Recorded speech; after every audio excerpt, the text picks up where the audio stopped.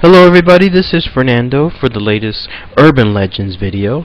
I'll be doing one more set of these in between the Cryptids and Monsters videos because doing the recent one associated with the Curse of Bodie, California, which if you haven't checked out, check it out, it's pretty interesting stuff. I was fascinated to see if there was any other objects out there that are cursed. Any other objects, any other locations, any other items, specimens, artifacts, anything like that that stood out as being cursed.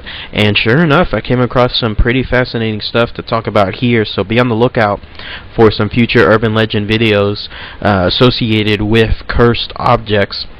And again, I'm going to finish the other ones with the Cryptids and Monsters video sometime next week, so also be on the lookout for those. But what happens is when I come across something that is really interesting and I really want to talk about it, it gets pushed to the front of the line, so to speak, so that way I can share it with everybody here. So this particular tale actually has to do again with a curse, and this curse that's tied with an object rather than a location. And if you've heard about the Crying Boy painting curse, then you'll know that there was a brief period, probably whenever the internet was first rising and everybody was starting to get access to it, that the Crying Boy painting curse kind of took over a life of its own, but then it died down on there.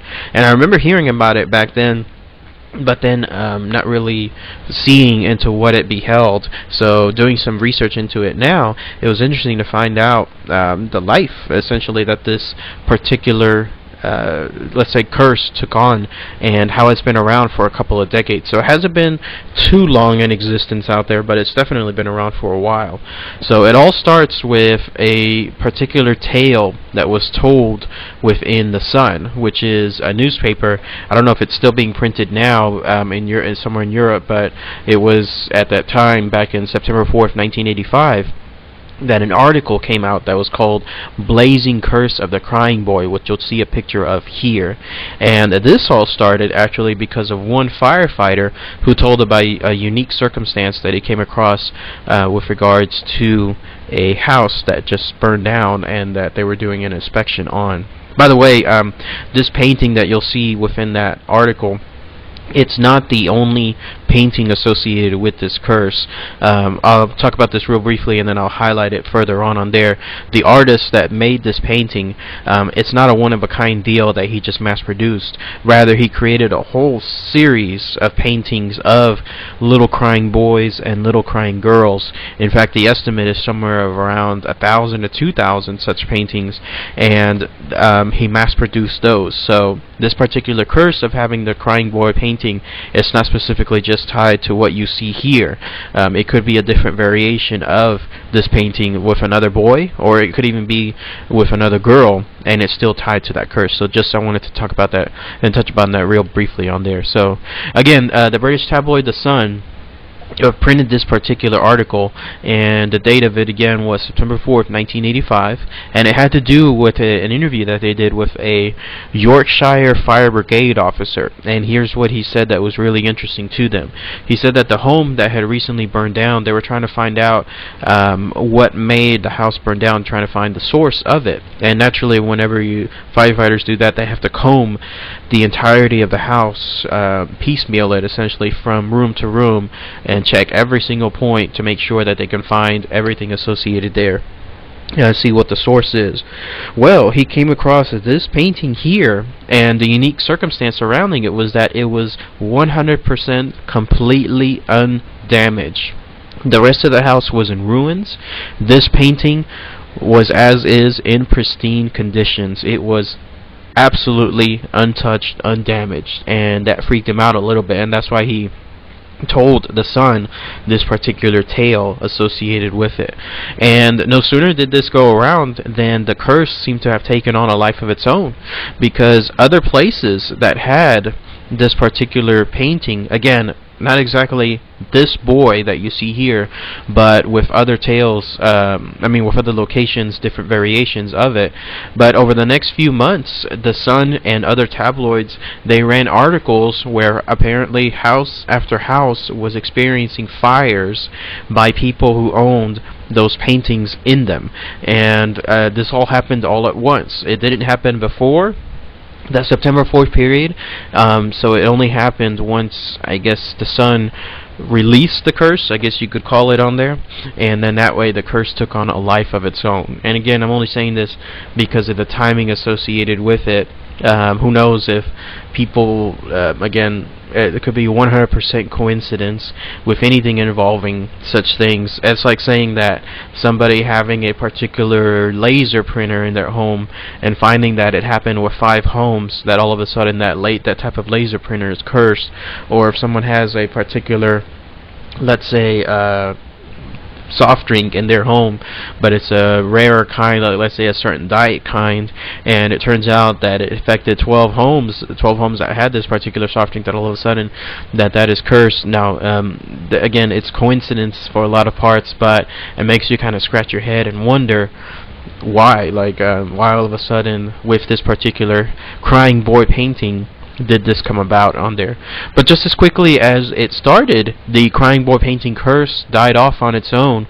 It kind of, I guess, became a victim of its own success, where once people started realizing that, hey, this particular painting or the variations associated with this painting were not good news, then people started to stop placing them within their homes. They started to stop buying them, the printings associated with it, and then that became that. There was actually a tale apparently where there was a resurgence, and this would have to have been in March 1992. There was a woman named Angela Worthington, and you'll see a picture of her here.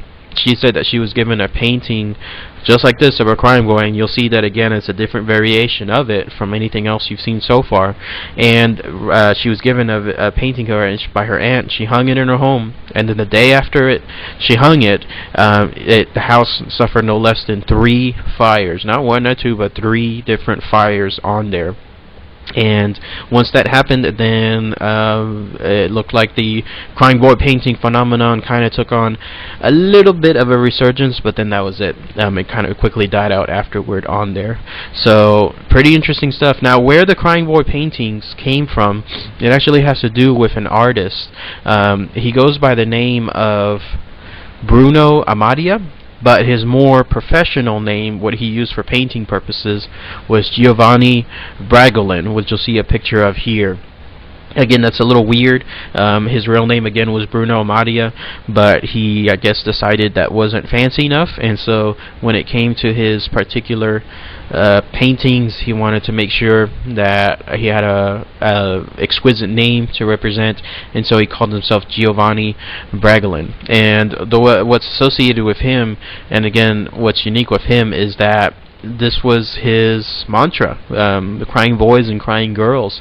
What he would do is he would take children that he found, let's say at local daycare centers, local schools, and then he would sit them down and he would just paint them, and then he would add the, let's say, the tears on them. I don't know if he actually made them cry, probably not on there, but he would make sure that they were at least giving an expression that looked sorrowful on this. And he did this again, rough estimates are about 1,000 to 2,000 times. In other words, with 1,000 up to 2,000 different boys and girls, different sets of paintings on there. And the reason that this was explained on how he found these boys and girls was because the tale associated with the crying boy painting, kind of like the origins of it, kind of took on urban legend of its own. There were tales that the boy with this painting was a boy who had run away from his home, and because his home had burned down and his mom and his dad had burned down with it, and so some painter from Madrid, not this painter, not the Giovanni Bragolin, but some painter had found him and had seen how sorrowful and how regretful the boy looked, and so he decided, I must instantly paint him. And then once he did so, a priest happened to walk by, and the priest immediately knew that something was wrong with the circumstance and said, if you paint this boy, if you bring this boy in, let's say as a refuge, then you will be cursed, and anyone would be cursed on there. It's weird. Like, in other words, that particular tale associated with how the crying boy painting came about took on a weird urban legend, full status of its own. So that was quickly cleared up, and I wanted to make sure that was cleared up here. No.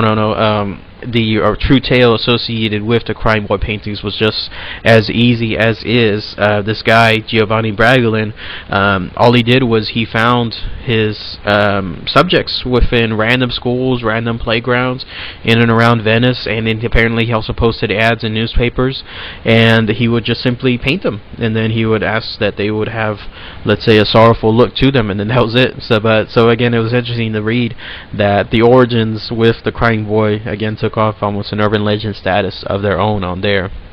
So again, the thing with the painter is I don't know if he ever actually got into the curse associated with his paintings, because there was no mention on there. I tried to see if there was, if maybe he was happy about it, if maybe he was, let's say, angry about it on there, but he never really, from my understanding, talked about it on there.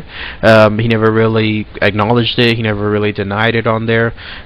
He just simply, because he died actually in 1981, so it was a little bit before the first time that the paintings in the Sun were the newspaper were printed, but considering that he had painted around, again, 1,000 to 2,000 variations of these paintings, and that there was so many other people that had owned these paintings before then, the only time this came about was because, again, of the Sun posting it on there, but there had to have been circumstances before with the painting, and every now and then people experiencing these fires, and so whether he knew about them beforehand, I don't know on that part, because whatever it is, he took it along with his death. So, but yeah, that's the curse associated with the Crying Boy painting.